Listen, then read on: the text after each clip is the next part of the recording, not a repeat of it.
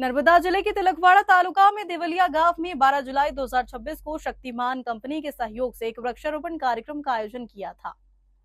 कार्यक्रम के कंपनी के प्रतिनिधि, स्थानीय नेता, ग्रामीण और युवा उत्साहपूर्वक शामिल हुए। उपस्थित लोगों ने वृक्षों की रक्षा करने की शपथ ली और अधिक से अधिक पेड़ लगाकर पर्यावरण संरक्षण का संदेश दिया।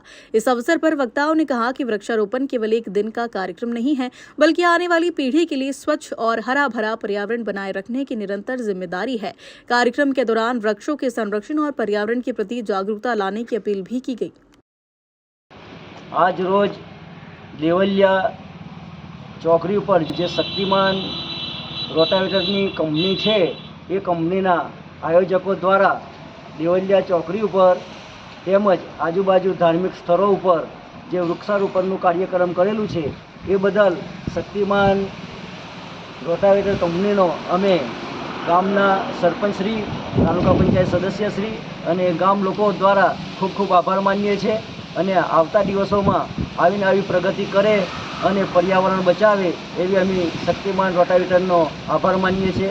એ